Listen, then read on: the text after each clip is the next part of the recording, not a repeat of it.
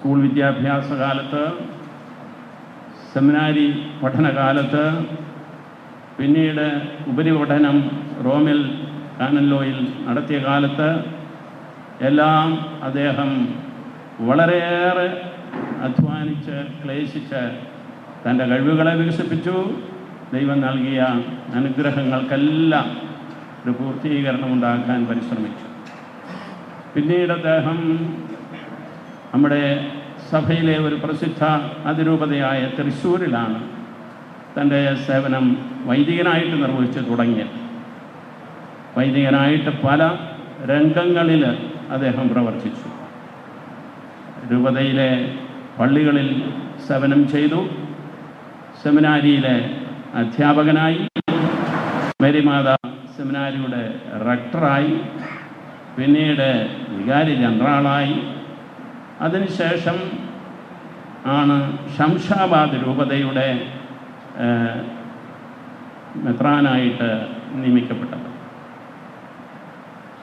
ഈ സെമിനാരി കാലത്തും അതിരൂപതയിലെ വികാരി ജനറൽ എന്നുള്ള കാലത്തും ബിഷപ്പ് എന്നുള്ള നിലയിലും ചെയ്ത സേവനങ്ങളുടെ എല്ലാം അടിസ്ഥാനത്തിൽ തൃശ്ശൂർ രൂപതയിൽ നിറഞ്ഞു നിന്നിരുന്ന ഒരു സഭാ ശുശ്രൂഷകനാണ് അഭിമന്യ റാഫേൽ തട്ടിൽ പിതാവ്. പിതാവ് ശംഷാബാദ് രൂപതയുടെ, അതായത് ഭാരതത്തിൽ സിറോ മലബാർ സഭയ്ക്ക് ഓൾ ഇന്ത്യ ജൂറിസ്ഡിക്ഷൻ നൽകിയ അതിൻ്റെ ഫലമായി ലഭിച്ച രൂപതയുടെ മെത്രാനായി നിയമിക്കപ്പെടുമ്പോൾ അദ്ദേഹം മൈഗ്രൻസ് കമ്മീഷൻ്റെ സിനഡൽ കമ്മീഷൻ ചെയർമാനുമായി. അതിപ്പോഴും തുടരുന്നുമുണ്ട്. അപ്പോഴങ്ങനെ എല്ലാവിധത്തിലും സഭാപരമായിട്ടുള്ള പരിജ്ഞാനവും ലൗകിക കാര്യങ്ങളിലുള്ള അറിവും ആത്മീയ കാര്യങ്ങളിലുള്ള നിഷ്ണതയും എല്ലാം അദ്ദേഹത്തിന് സ്വതസിദ്ധമായി വന്നു ചേർന്നിട്ടുണ്ട് എന്നുള്ളതാണ് വസ്തുത. അദ്ദേഹം ശംഷാബാദ് രൂപതയുടെ മെത്രാനായതിനു ശേഷം പല പ്രാവശ്യം നമ്മുടെ സഭാ സമൂഹങ്ങളെ ഇന്ത്യയിലും അതുപോലെ തന്നെ ഇന്ത്യക്ക് പുറത്തും സന്ദർശിച്ചിട്ടുണ്ട്. രൂപതയില്ലാത്ത സ്ഥലങ്ങളിലും പിതാവ് പോയിട്ടുണ്ട്. അതുകൊണ്ട് സീറോ മലബാർ സഭയെ മുഴുവൻ ഒന്നായിട്ട് മനസ്സിലാക്കുന്ന ഒരു സാമാന്യമായ വ്യക്തിത്വം പിതാവ് സമ്പാദിച്ചെടുത്തിട്ടുണ്ട്. അതെല്ലാം പരിഗണിക്കുമ്പോൾ തീർച്ചയായിട്ടും ഈ സഭയുടെ അധ്യക്ഷൻ എന്നുള്ള ശുശ്രൂഷയ്ക്ക് പിതാവ് തികച്ചും യോഗ്യനാണ് എന്ന് നമ്മൾ ആഗ്രഹിച്ച രീതിയിൽ തന്നെ ദൈവം അംഗീകരിച്ചിരിക്കുന്നുവെന്ന് നമുക്ക് മനസ്സിലാക്കാം. ഈ സന്ദർഭത്തിൽ പിതാക്കന്മാരുടെ എല്ലാം പിന്തുണ അദ്ദേഹത്തോട് ഉണ്ട്. അതുപോലെ തന്നെ സഭയുടെ പിന്തുണയും ഉണ്ടാകുമെന്ന് ഞങ്ങൾക്ക് ഉറപ്പുണ്ട്. ഈ രീതിയിൽ പിതാവ് തൻ്റെ ശുശ്രൂഷ ഏറ്റെടുത്ത് ഫലപ്രദമായി അത് നിർവഹിക്കുവാനുള്ള ആ ദൈവത്തിൻ്റെ കൃപ അദ്ദേഹത്തിന് തുടർന്ന് ലഭിക്കട്ടെ എന്ന് നമുക്ക് പ്രാർത്ഥിക്കാം. നമ്മുടെ ജീവിതത്തിൽ എല്ലാം നടത്തുന്നത് നമ്മുടെ വിശ്വാസമനുസരിച്ച് ദൈവമാണ്. ദൈവത്തിൻ്റെ കരങ്ങളിലെ ഉപകരണങ്ങൾ മാത്രമാണ് നമ്മൾ. അപ്പോൾ ദൈവം നൽകുന്ന കഴിവുകളും ദാനങ്ങളും എല്ലാം അവിടുത്തേതാണ്, നമ്മുടേതായി. എല്ലാം പ്രയോജനപ്പെടുത്തിക്കൊണ്ട് ഇനിയും പ്രവർത്തിക്കുവാനും അതിനനുസരിച്ച് സിറോ മലബാർ സഭയെ ഇനിയുള്ള മേഖലകളിൽ കൂടുതൽ വളർത്തുവാനും കാലഘട്ടത്തിൻ്റെ ആവശ്യങ്ങൾക്കനുസരിച്ച് പ്രതികരിക്കുവാനും ഒക്കെയുള്ള ബുദ്ധിയുടെ വികാസവും മനസ്സിൻ്റെ നിശ്ചയദാർഢ്യവും ആത്മാവിൻ്റെ കൃപയും നമ്മുടെ അഭിമന്യ പിതാവിനുണ്ട്. അതിൽ നമുക്ക് സന്തോഷിക്കാം. അതുകൊണ്ട് നമ്മുടെ എല്ലാവരുടെയും പേരിൽ, സഭയിലെ ദൈവജനത്തിൻ്റെ മുഴുവൻ പേരിൽ ഞാൻ അഭിമന്യ റാഫേൽ തട്ടിൽ പിതാവിന് എൻ്റെ ഹൃദയംഗമമായ ആശംസകൾ നേരുന്നു. ദൈവാനുഗ്രഹങ്ങൾ പ്രാർത്ഥിക്കുന്നു. വരും വർഷങ്ങൾ അഭിമന്യ പിതാവിനും സിറോ മലബാർ സഭയ്ക്കും കർത്താവിൻ്റെ അനുഗ്രഹങ്ങളാൽ ഒരു നല്ല കാലമായി ഭവിക്കട്ടെ എന്ന് പ്രാർത്ഥിക്കുകയും ചെയ്യുന്നു. ദൈവത്തിന് സ്തുതി. അഭിമന്യ കർദിനാൾ പിതാവിന് നന്ദി പറയുന്നു. നമ്മുടെ സഭയുടെ പിതാവും തലവനുമായ മേജർ ആർച്ച് ബിഷപ്പ് അഭിവന്യ റാഫേൽ തട്ടിൽ പിതാവ് ഇപ്പോൾ നമ്മോട് സംസാരിക്കുന്നു. പിതാവിനെ ഏറ്റവും ആദരവോടെ ക്ഷണിക്കുന്നു.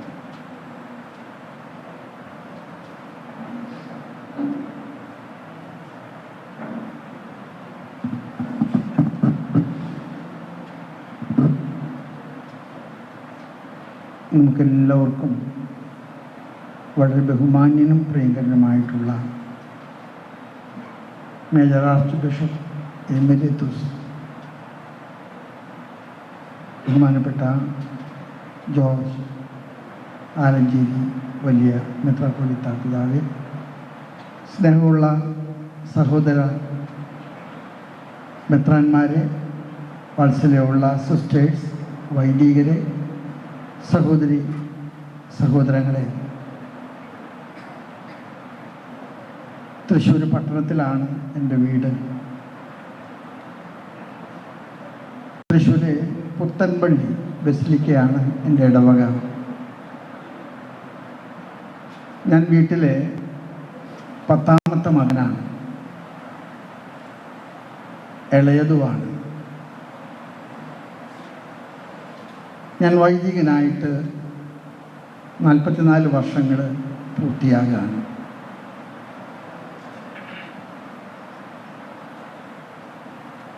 ഞാനെപ്പോഴും എൻ്റെ പൗരോഹിത്യത്തെക്കുറിച്ച് ആലോചിക്കുമ്പോഴൊക്കെ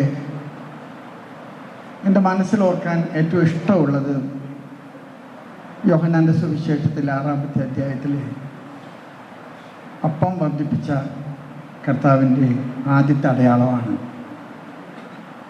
കർത്താവിന് ജനക്കൂട്ടത്തോട് അനുകമ്പ തോന്നി, അവർക്ക് വിശപ്പുണ്ടെന്ന് തോന്നി. കർത്താവ് ശിഷ്യന്മാരെ വിളിച്ച് ചോദിച്ചു, ഇവർക്ക് എവിടെ നിന്ന് നമ്മൾ ഭക്ഷിക്കാൻ കൊടുക്കും? ശിഷ്യന്മാർ പറഞ്ഞു, 5000-ഓളം പുരുഷന്മാരുണ്ട്. ആ നമ്പറിൽ ഒരു സൂചനയുണ്ട്, അതിനേക്കാൾ കൂടുതൽ സ്ത്രീകളുണ്ട്, കുഞ്ഞുങ്ങളുണ്ട്. നമ്മുടെ കയ്യിൽ 5 അപ്പമാണുള്ളത്, എന്താകാൻ? കർത്താവ് കരങ്ങൾ നീട്ടിയപ്പോൾ 5 അപ്പവും 2 മീനും ആ കുഞ്ഞ് കൊടുത്തു. കർത്താവ് അതെടുത്തുയർത്തി വാഴ്ത്തി മുറിച്ചു. അവരൊക്കെ പന്തികളിലിരുത്തി എല്ലാം വിതരണം ചെയ്തു. എല്ലാവരും തിന്നു തൃപ്തരായ ശേഷം ബാക്കി വന്നത് ശേഖരിച്ചു. അത് 12 കൊട്ടയുണ്ടായിരുന്നു. പൗരോഹിത്യത്തെ സംബന്ധിച്ചിടത്തോളം എൻ്റെ ജീവിതത്തിൽ എന്നും എനിക്ക് തോന്നിയിട്ടുള്ള ചിന്ത, ദൈവം നമ്മളെ എടുക്കുന്നു, ഉയർത്തുന്നു, മുറിക്കുന്നു. ദൈവം ആവശ്യമുള്ളിടത്തൊക്കെ നമ്മളെ വിളമ്പുകയാണ്. മേജർ ആർച്ച് ബിഷപ്പ് ആകുമെന്നുള്ളൊരു ചിന്തയോടുകൂടെ ഞാൻ ഈ സിനഡിൽ വന്നതല്ല. പക്ഷെ ദൈവത്തിൻ്റെ നിയോഗം അതാണെങ്കിൽ ഞാൻ കീഴടങ്ങല്ലാതെ മറ്റു മാർഗമില്ല. സിനഡ് എന്ന വാക്കിൻ്റെ അർത്ഥം വാക്കിംഗ് ടുഗദർ, വർക്കിംഗ് ടുഗദർ എന്നാണ്. സിനഡ് പിതാക്കന്മാരെ ഈ നിയോഗം എന്നെ ഏൽപ്പിക്കാൻ ആഗ്രഹിച്ചപ്പോൾ എനിക്കുറപ്പുണ്ട്, സിനഡ് പിതാക്കന്മാരെ ദൈവത്തിൻ്റെ നിയോഗം എന്നെ അറിയിക്കുകയാണ്. ഞാൻ യോഗ്യത കൊണ്ടോ കഴിവ് കൊണ്ടോ ഏറ്റെടുക്കുകയല്ല, പക്ഷേ ദൈവത്തിൽ ആശ്രയിച്ച് പിതാക്കന്മാരുടെ എല്ലാവരുടെയും സഹകരണത്തോടും നമ്മുടെ വൈദികരുടെയും സമർപ്പിതരുടെയും നമ്മുടെ ദൈവജനത്തിൻ്റെ മുഴുവൻ സഹകരണത്തോടു കൂടെ ഇത് ദൈവാഗ്രഹിക്കുന്ന പോലെ നിർവഹിക്കാൻ പരിശ്രമിക്കുമെന്ന് ഞാൻ വിശ്വസിക്കുന്നു. യോഹന്നാൻ്റെ സുവിശേഷത്തിൽ 15ാമത്തെ അധ്യായത്തിൽ കർത്താവ് പറഞ്ഞ മനോഹരമായിട്ടുള്ള ഒരു സാദൃശ്യമാണ്, ഞാൻ മുന്തിരിച്ചെടിയാണ്, നിങ്ങൾ ശാഖകളാണ്, ചേർന്ന് നിൽക്കുക. ഒരുപക്ഷെ ഈ ചേർന്ന് നിൽപ്പിനുള്ള ഒരു വലിയ വിളിയാണ് നമുക്കെല്ലാവർക്കും ഉള്ളത്. നമുക്ക് ഒന്നിച്ച് ചേർന്ന് നിന്നാൽ നമ്മൾ ധാരാളം ഫലം പുറപ്പെടുത്തുമെന്ന് ഉറപ്പാണ്. കൊറിന്തോസുകാർക്ക് എഴുതിയ പൗലോസ് അപ്പോസ്തലന്റെ ലേഖനത്തിൽ 1:12 തുടങ്ങി 12:27 വരെ കർത്താവ് സഭയെക്കുറിച്ച് മനോഹരമായിട്ടൊരു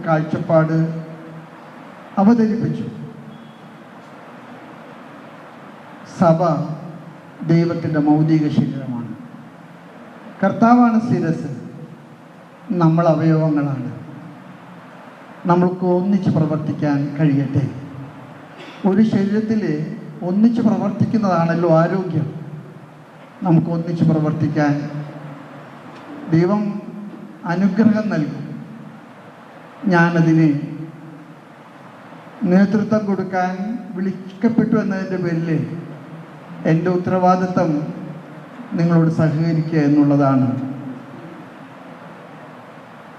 ഈ ദൗത്യം ഏറ്റെടുക്കുന്നതിന് മുൻപ് ഞാൻ പ്രാർത്ഥനാപൂർവ്വം ചിന്തിച്ചപ്പോൾ പൗലോസ് അപ്പസ്തോലനെ ബലപ്പെടുത്തിയ ഒരു വചനം എൻ്റെ മനസ്സിൽ കർത്താവ് തന്നു.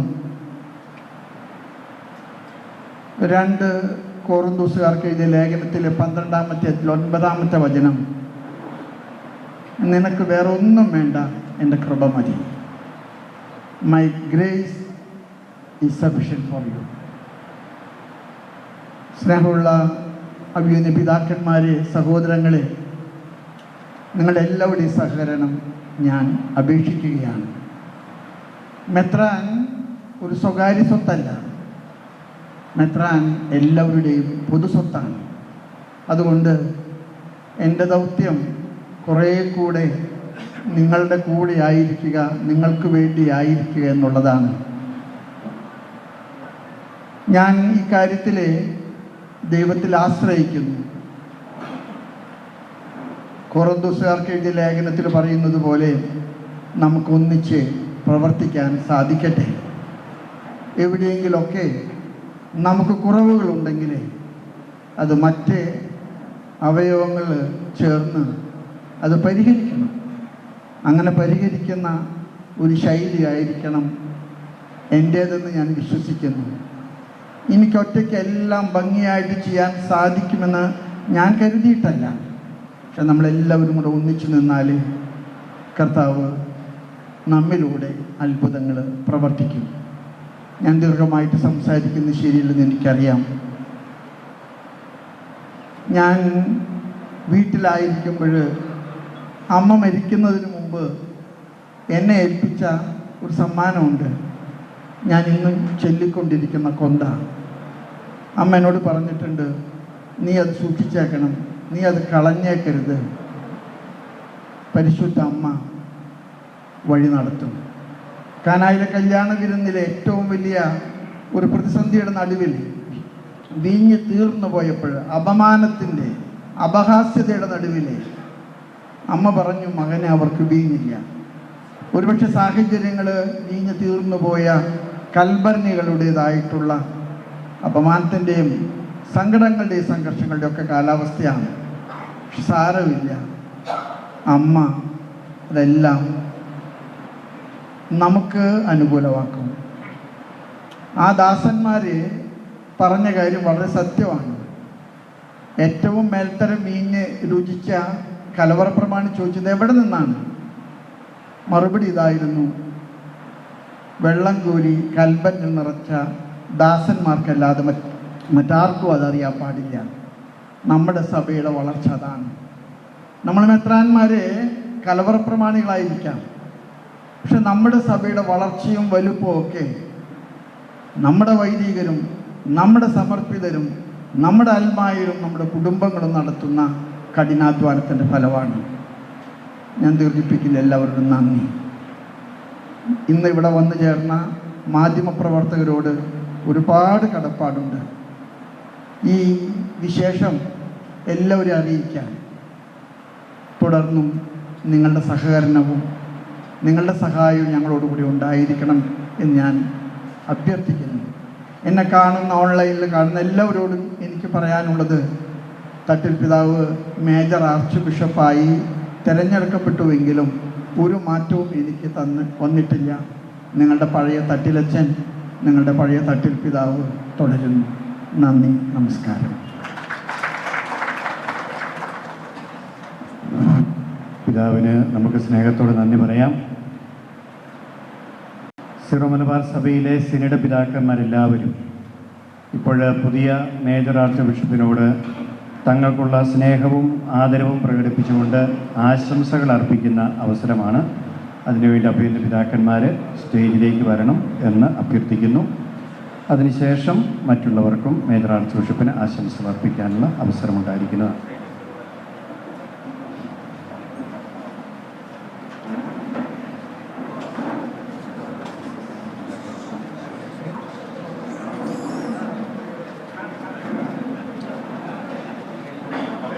Major archbishop Syro Malabar സഭയുടെ പുതിയ major archbishop Raphael Thattil ഇപ്പോൾ സംസാരിച്ചതാണ് നമ്മൾ കേട്ടത്. താൻ മേജർ ആർച്ച് ബിഷപ്പാകും എന്ന് ചിന്തിച്ചല്ല ഈ സിനഡിൽ എത്തിയത്.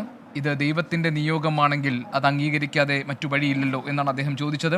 എല്ലാവരുടെയും സഹകരണത്തോടുകൂടി ഈ പദവി മുന്നോട്ട് കൊണ്ടുപോകാൻ, ആ പദവി വിനിയോഗിക്കാനാണ് താൻ ആഗ്രഹിക്കുന്നത്. അത് ദൈവത്തിൻ്റെ ഇച്ഛയനുസരിച്ച് അത് തനിക്ക് നിർവഹിക്കാൻ കഴിയും എന്ന പ്രതീക്ഷയുണ്ട് എന്നാണ് അദ്ദേഹം പറഞ്ഞത്. ഒന്നിച്ചു ചേർന്ന് നിന്നുകൊണ്ട് നമുക്ക് കൂടുതൽ ദൂരങ്ങൾ മുന്നോട്ട് പോകണം. ഒന്നിച്ചു ചേർന്ന് നിൽക്കുമ്പോൾ മാത്രമാണ് അതിന് ഫലമുണ്ടാകൂ. സിനഡ് എന്ന പദത്തിൻ്റെ അർത്ഥം വാക്കിംഗ് ടുഗെദർ എന്നാണ്. അതുകൊണ്ട് തന്നെ ഒന്നിച്ചു പ്രവർത്തിക്കാനുള്ള അനുഗ്രഹം ദൈവത്തിൽ നിന്നുണ്ടാകട്ടെ എന്ന് പറഞ്ഞുകൊണ്ടാണ് പുതിയ ആർച്ച് ബിഷപ്പ് അദ്ദേഹത്തിൻ്റെ ആദ്യ പ്രസംഗം നടത്തിയത്. മെത്രാൻ എന്നത് ഒരു സ്വകാര്യ സ്വത്തല്ല. എല്ലാവരും തനിക്കൊപ്പമുണ്ടാകണം.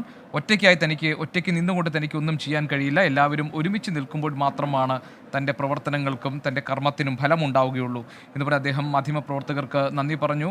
ഈ നല്ല വിശേഷം എല്ലാവരെയും അറിയിക്കാനും താൻ പഴയ ആർച്ച് ബിഷപ്പായി എന്നതുകൊണ്ട് തനിക്ക് ഒരു മാറ്റവും സംഭവിക്കുന്നില്ല എന്നും എങ്ങനെയാണോ താൻ ഉണ്ടായിരുന്നത് അതുപോലെ തന്നെയായിരിക്കും തുടർന്നും തൻ്റെ രീതികൾ എന്നും അദ്ദേഹം പറഞ്ഞു. സിറോ മലബാർ സഭയുടെ പുതിയ മേജർ ആർച്ച് ബിഷപ്പ് അല്പം മുൻപാണ് അത് പ്രഖ്യാപിക്കപ്പെട്ടത്. റാഫേൽ തട്ടിൽ.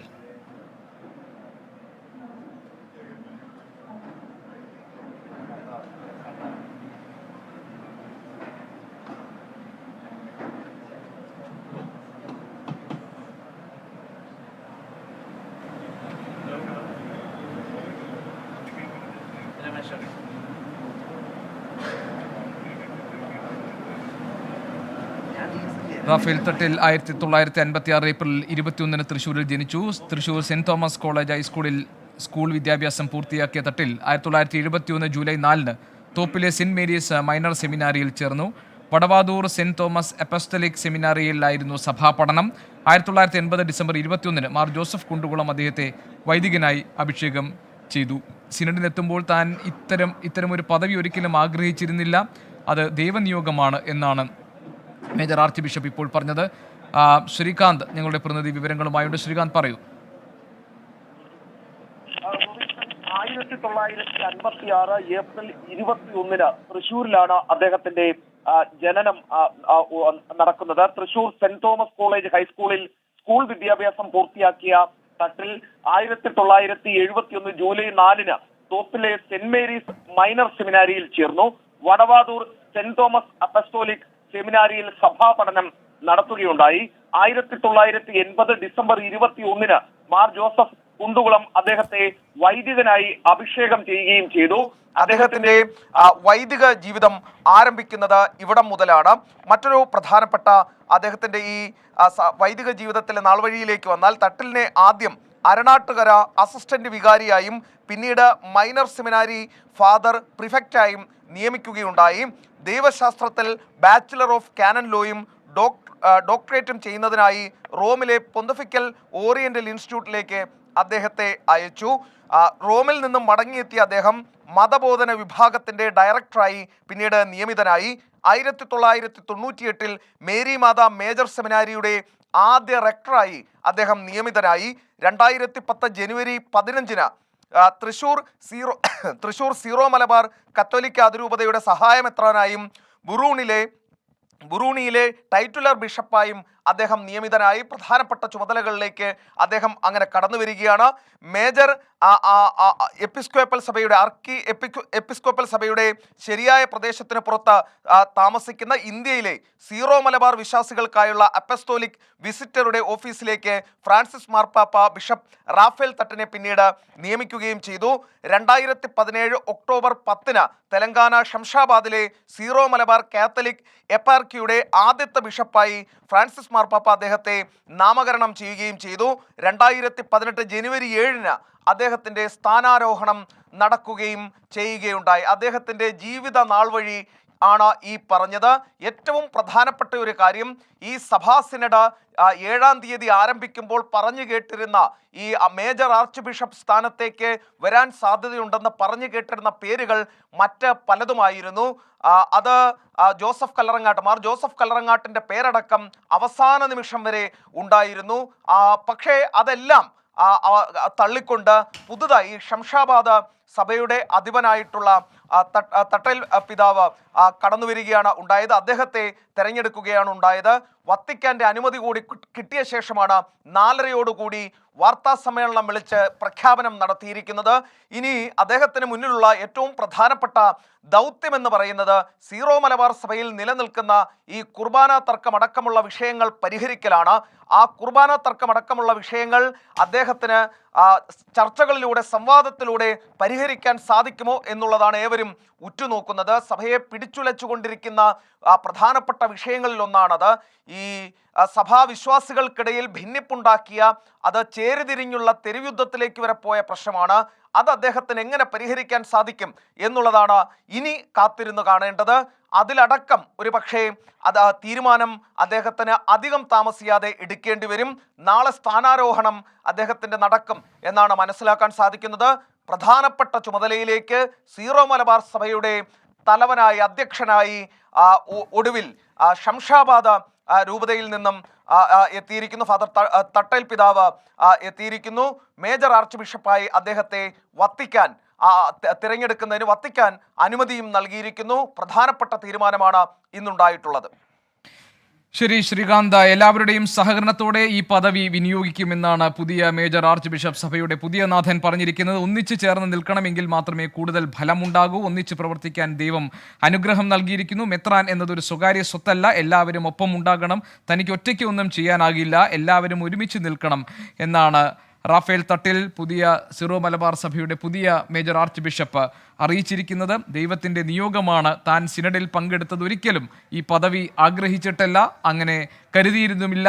അത് ദൈവാനുഗ്രഹമാണ്, ദൈവത്തിൻ്റെ ഇച്ഛയാണ് നിറവേറ്റപ്പെട്ടിരിക്കുന്നത്. അതിൽ തനിക്ക് തടസ്സം നിൽക്കാൻ കഴിയില്ലല്ലോ എന്നാണ് അദ്ദേഹം ചോദിച്ചത്. തൃശ്ശൂരിലാണ് അദ്ദേഹത്തിൻ്റെ ജനനം. 2018 മുതൽ അദ്ദേഹം ശംഷാബാദ് സെമിനാരിയിലാണ്, ശംഷാബാദ് രൂപതയിലാണ് നിലവിൽ.